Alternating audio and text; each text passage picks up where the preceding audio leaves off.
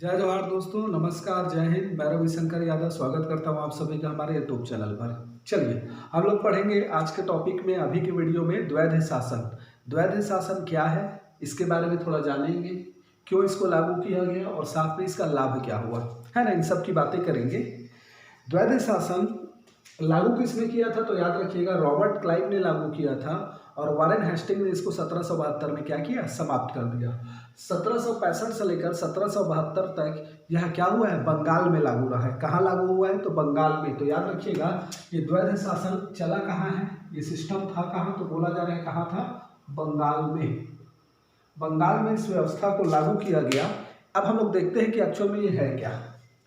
देखिए, कहीं भी अगर प्रशासन चलता है या तत्कालीन प्रशासन की हम लोग बात करें तो एक होता है आपका दीवानी अधिकार और दूसरा होता है आपका निजामत। निजामत है ना, या हम इसको सिंपल भाषा में क्या बोले, प्रशासन। तो किसी भी राज्य में या किसी भी क्षेत्र में जब कोई राज्य या कोई सत्ता, कोई शक्ति शासन करती है तो एक तरफ उसका काम क्या होता है, पूरा प्रशासन चलाना, और दूसरी तरफ लोगों से क्या करना, कर वसूलना। तो दीवानी अधिकार मतलब क्या, राजस्व वसूलने का, राजस्व वसूली, और दूसरी तरफ क्या, प्रशासनिक कार्य। तो राजस्व वसूली वाले कार्य को क्या बोला गया है, दीवानी कार्य, और निजामत कार्य किसको बोला गया है, जो प्रशासन पूरा चला दिया जाता है, प्रशासनिक कार्य, उसको क्या बोला गया है, निजामत कार्य।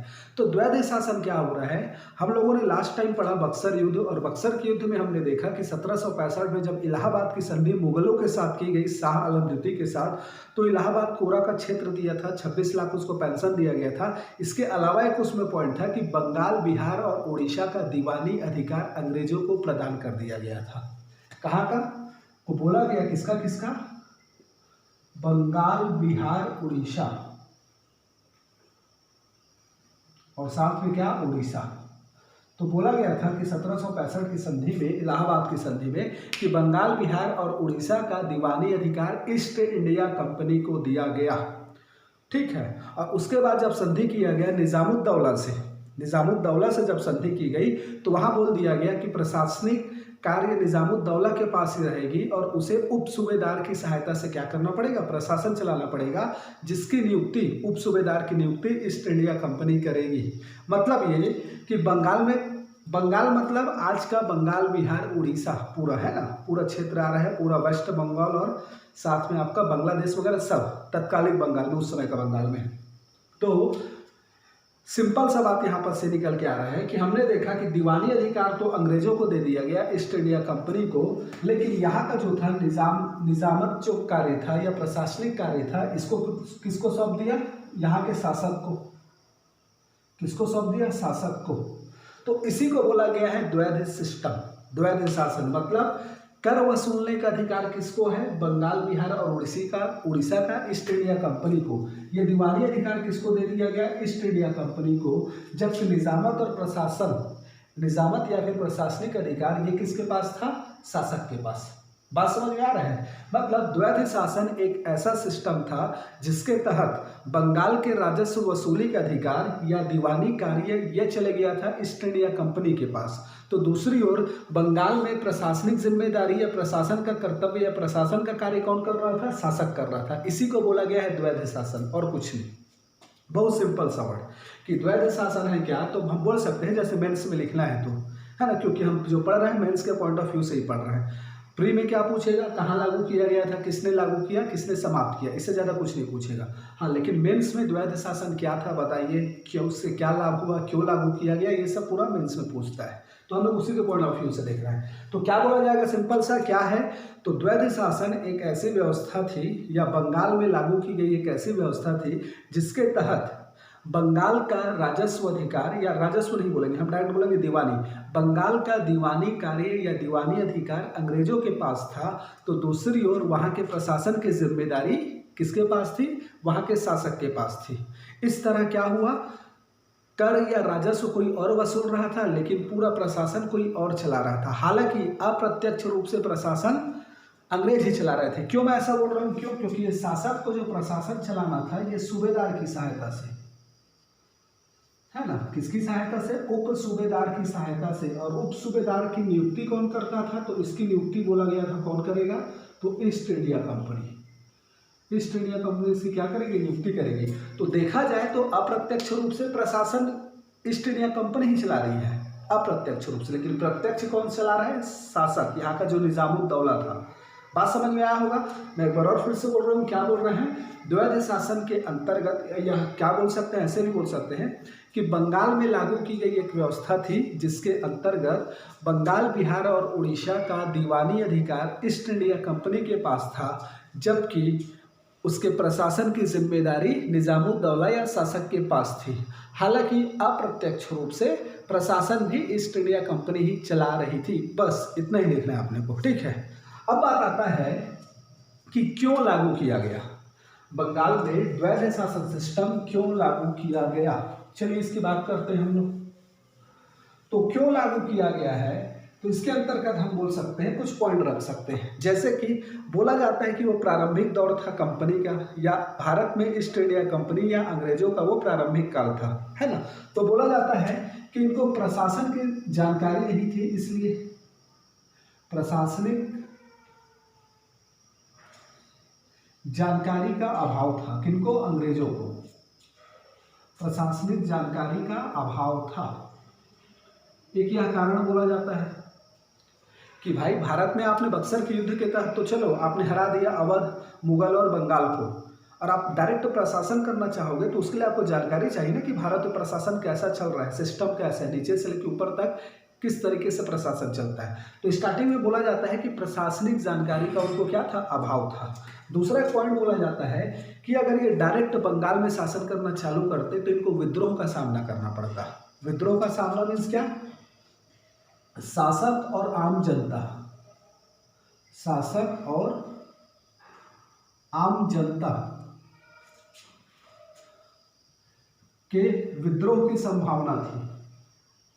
विद्रोह की संभावना, देखो भाई आप एक व्यापारिक कंपनी के रूप में आए हो, आपने युद्ध लड़ा, युद्ध में हरा दिया, तो आप अपने व्यापार पर ध्यान दो, है ना। अगर डायरेक्ट ये शासन करने लगते तो विद्रोह की संभावना थी। तो इस चीज को भी इनको भनक थी कि भाई अगर हम लोग डायरेक्ट अभी शासन करने लगे तो शासक और जनता क्या कर देगी? विद्रोह कर देगी। ये वही दौर है, आप देख सकते हो, जब ब्रिटिश के द्वारा, ब्रिटिश गवर्नमेंट के द्वारा कंपनी के गतिविधियों पर नियंत्रण स्थापित किया जा रहा है।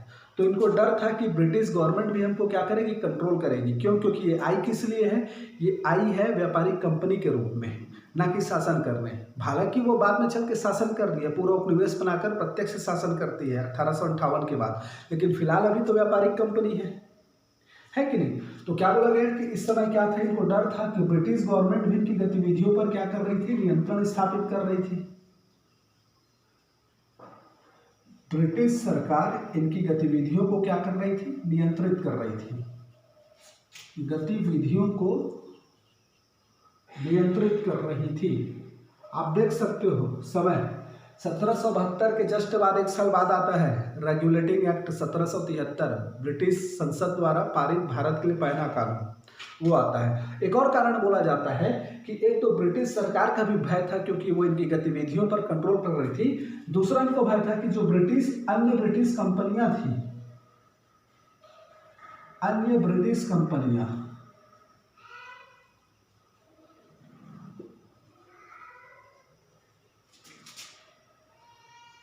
कंपनियां भी विद्रोह कर सकती थी। ऐसा क्यों बोला जा रहा है? तो आपको पता होगा कि कंपनी को भाई व्यापार करने का एकाधिकार प्राप्त हो गया था, एकाधिकार था। अभी इनके पास क्या है? भारत में या पूर्वी देशों में व्यापार करने का एकाधिकार प्राप्त है। तो भाई तुम आए हो व्यापार करने के लिए और डायरेक्ट तुम क्या शासन करने लगे, प्रशासन संभालने लगे, तो अन्य कंपनी क्या करती? जो ब्रिटिश कंपनी थी यूरोप में, वो क्या करती? विद्रोह करती। तो ये कुछ कारण था जिसके वजह से इनको क्या करना पड़ा?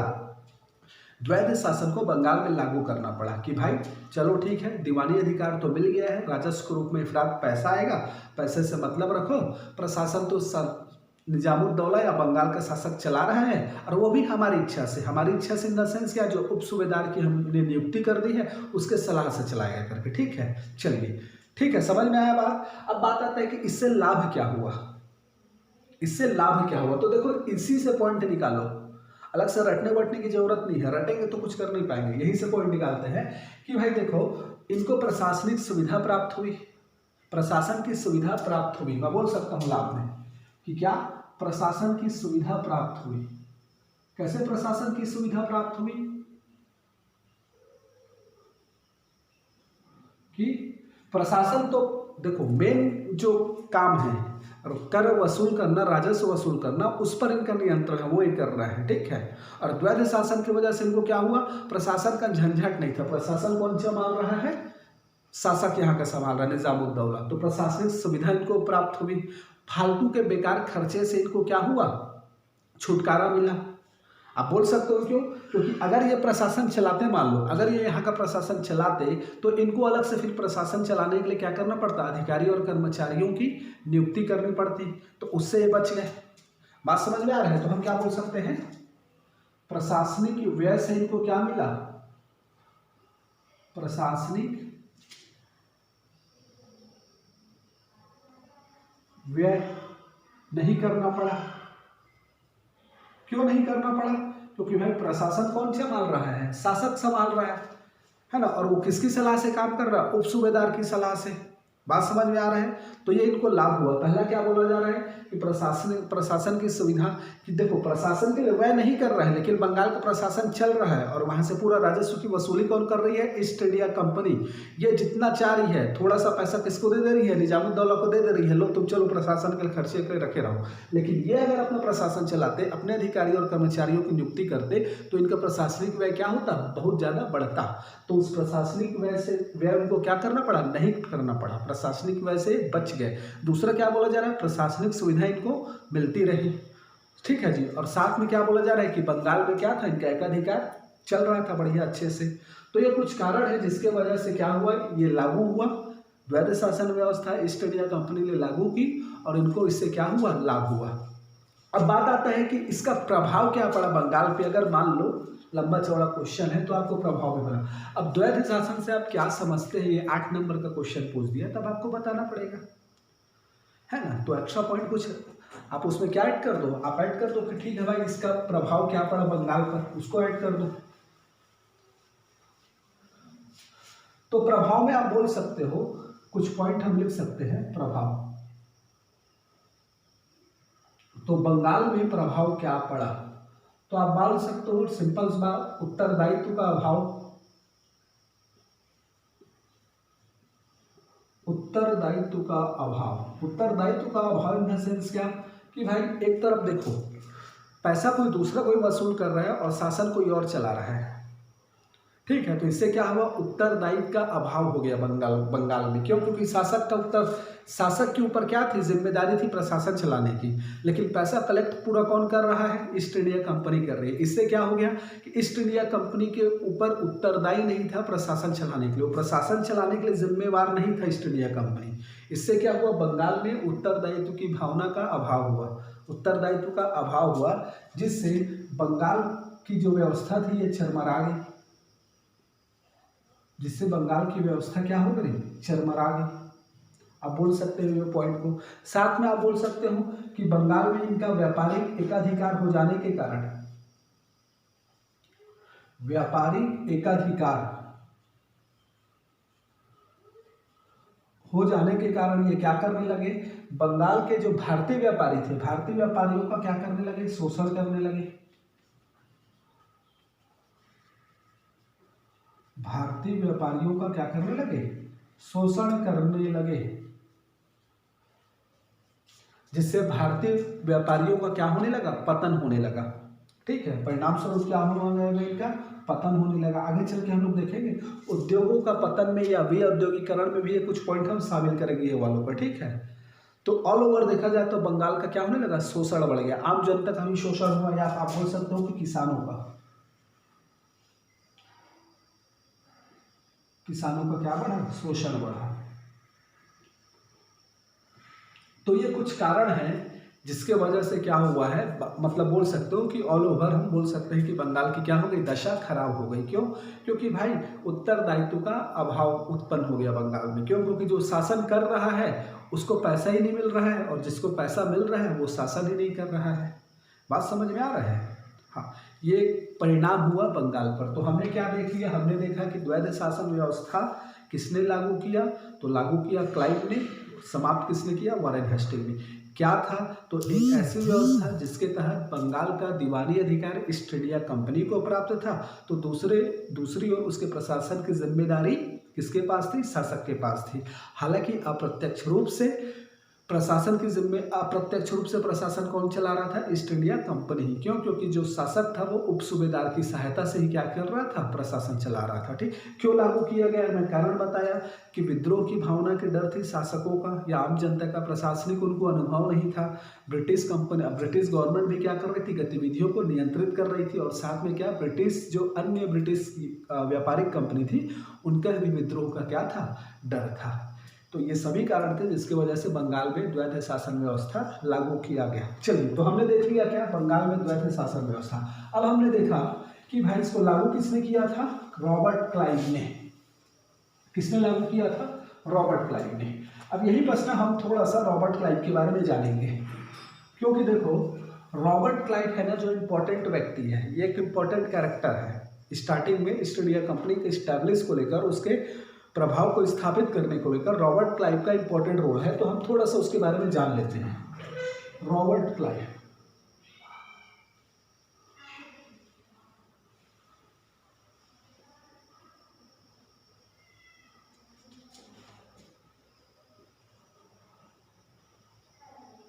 वैसे इसलिए यहाँ बस बता रहा हूँ कि हो सकता है कभी भी मेंस में आपको रॉबर्ट क्लाइव के ऊपर टिप्पणी करने के लिए आ जाए कि रॉबर्ट क्लाइव का योगदान क्या था भारत में ईस्ट इंडिया कंपनी की स्थापना में, या भारत में ईस्ट इंडिया कंपनी के विस्तार में। ऐसा कुछ अभी आपके समक्ष आ जाए तो हम उसको यही शामिल कर लेते हैं। क्यों, क्योंकि इसके बाद आगे बढ़ते जाएंगे तो फिर रॉबर्ट क्लाइव का नाम नहीं आएगा। ठीक है, चलिए, तो रॉबर्ट क्लाइव के बारे में बोला जाता है कि ये क्लर्क के रूप में क्या हुआ था, ईस्ट इंडिया कंपनी की ओर से भारत आया था। क्लर्क के रूप में भारत आया था। इसके बाद इसने अपना जो कारनामा दिखाया वो दिखाया था। हम देखते हैं कि इंपॉर्टेंट रोल इसका कब आया, तो हमने आपको बताया है, याद करो जब कर्नाटक युद्ध पड़ रहे थे तो सेकंड कर्नाटक युद्ध में अंबूर की लड़ाई में क्या होता है, डुप्ले विजित होता है, और अंबूर की लड़ाई के बाद क्या होता है, उसके बाद आता है रॉबर्ट क्लाइव, और उसके बाद ये क्या करता है, फ्रांसीसियों को चुनौती देता है, और उसके बाद पांडिचेरी की संधि होती है जिसके दबाव में फिर डुप्ले को वापस बुलाया जाता है। तो इसकी भूमिका कहाँ कहाँ है, तो इसने क्या किया था, द्वितीय कर्नाटक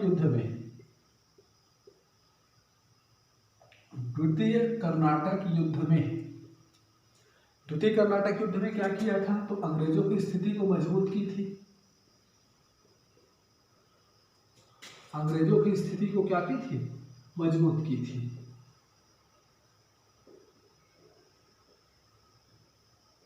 ठीक है, तो यहाँ इसका रोल आया कि इसने क्या किया था, सेकंड कर्नाटक युद्ध में अंग्रेजों की स्थिति को मजबूत की, सेकंड कर्नाटक युद्ध के बाद। अब आता है इसके बाद इसका रोल कहाँ आया है, तो हमने देखा है कि जब प्लासी का युद्ध हो रहा था, है ना, प्लासी के युद्ध में पूरा इसका भूमिका है। तो प्लासी के युद्ध में हमने देखा था कि जब वहां सिराजुद्दौला ने बंगाल पर नियंत्रण स्थापित कर लिया था और अंग्रेज भाग गए थे कहाँ, कुल्टा द्वीप में शरण लेने।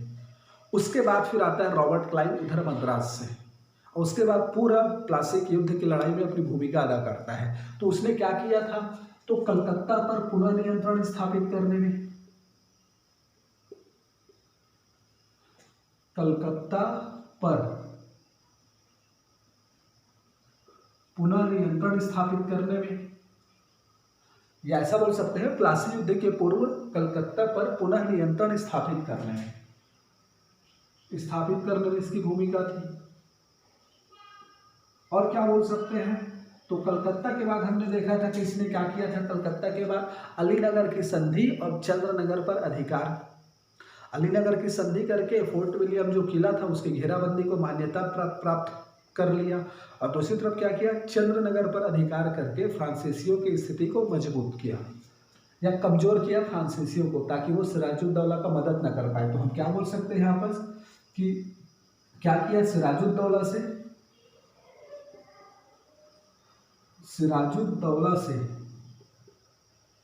अलीनगर की संधि की, अलीनगर की संधि में अलीनगर की संधि किया, और साथ में क्या किया, साथ में हमने क्या बोला, चंद्रनगर पर अधिकार करके, चंद्रनगर पर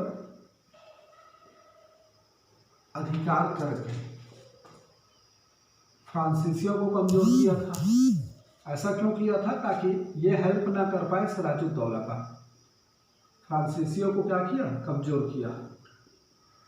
ठीक है जी, तो वो पूरा घटनाक्रम वहां हम लोगों ने पढ़ा है, लेकिन वही अचानक से सिर्फ क्लाइव के ऊपर क्वेश्चन आ जाए तब फिर क्या करोगे। तो वहां पर हम सभी को सब जितना इसकी भूमिका वो सबको एक जगह लाके हम बता देंगे, ये लोग है। ठीक है, और इसके अलावा क्या करोगे, तो युद्ध के पूर्व, प्लासी युद्ध के पूर्व सिराजुद्दौला के विरुद्ध षड्यंत्र रचने में आपको पता होगा, जो मानिक चंद था, जो मीर कासिम था, आमी चंद था, है ना, इन सभी को इसने क्या किया था, या खीदम राम था, है ना, इन सभी को इसने क्या किया था, सुल्तान के विरुद्ध षड्यंत्र रचकर इन सभी को अपने पास मिला लिया था। तो युद्ध के पूर्व, या प्लासी युद्ध ना, प्लासी युद्ध के पूर्व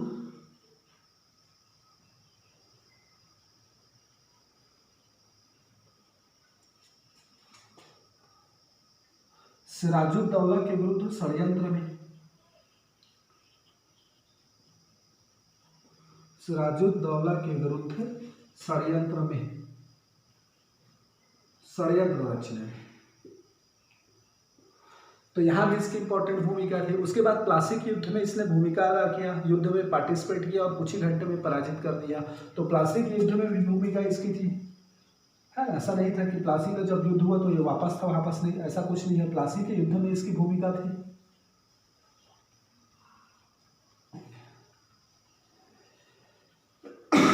तो प्लासी के युद्ध में विजय के बाद हमने देखा था, उसके बाद इसको बनाया जाता है बंगाल का गवर्नर। ठीक है, तो प्लासी के युद्ध जो होता है 1757 में, वहाँ ये बनता है बंगाल का गवर्नर, और 1757 से लेकर ये 1760 तक बंगाल का गवर्नर रहता है। इसके बाद चले जाता है ब्रिटेन, और उसके बाद जब बक्सर के युद्ध होता है, और बक्सर के युद्ध के बाद जब इलाहाबाद की संधि होती है, तो संधि करने के लिए इसको बुलाया जाता है।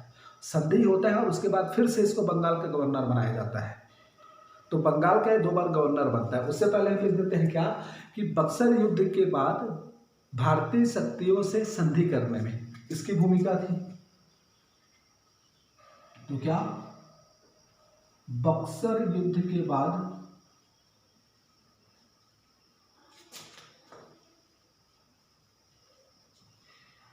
भारतीय शक्तियों से संधि करने में,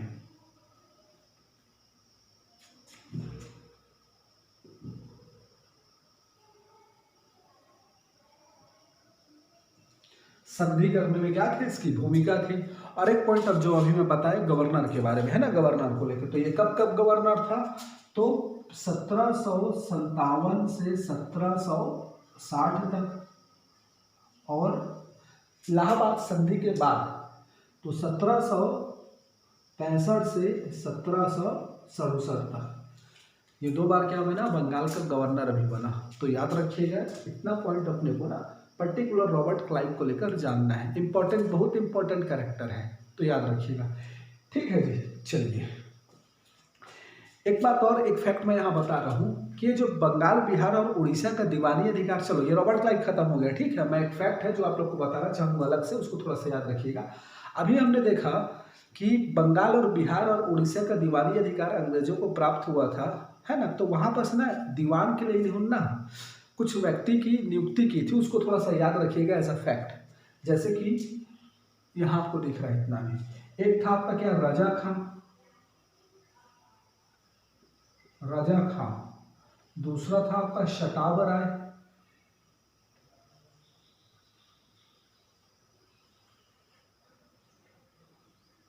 एक है क्या आपका रजा खां और दूसरा है क्या, शताब राय। ठीक है, ये दोनों नाम को थोड़ा सा याद रखिएगा। रजा खां कहाँ के लिए था, बंगाल के लिए, और शताब राय कहाँ के लिए था, बिहार के लिए। इनको दीवान नियुक्त किया था, बंगाल के लिए रजा खां और शताब राय कहाँ के लिए, बिहार के लिए, मतलब ईस्ट इंडिया कंपनी के द्वारा। अलग से एक फैक्ट है, इसको याद रखिएगा, मैं अलग से एक फैक्ट बता रहा हूँ और कुछ नहीं। तो हमने अभी क्या देखा, तो हमने अभी देखा क्या, एक तरफ हमने देखा द्वैध शासन क्या था उसको लागू क्लाइव ने किया था, समाप्त किसने किया था? वॉरेन हेस्टिंग ने। और क्लाइव को लेकर हमने अलग से उसकी भूमिका देखी कि ब्रिटिश विस्तार में क्लाइव की भूमिका क्या थी। चलिए अब नेक्स्ट आएगा, हमने क्या देख लिया ब्रिटिश विजय के तहत, अभी हम लोगों ने देख लिया है क्या? पहला कर्नाटक युद्ध देखा, वो आपस में लड़े फ्रांसीसी और ब्रिटिश। उसके बाद देखा भारत विजय के दौरान बंगाल का विजय किया है और बंगाल में हमने प्लासी और बक्सर के युद्ध देखा। उसके बाद हम लोगों ने देख लिया द्वैध शासन और थोड़ा सा क्लाइव के बारे में। अब आगे बढ़ेंगे नेक्स्ट वीडियो में और देख के आएंगे। नेक्स्ट आपका आएगा मे बी सर, हाँ, मैसूर विजय। मैसूर विजय की बात होगी, हैदर अली और टीपू सुल्तान को पराजित कर अंग्रेजों ने कैसे मैसूर विजय किया है। ठीक है, चलिए नेक्स्ट वीडियो में मिलते हैं अब हम लोग।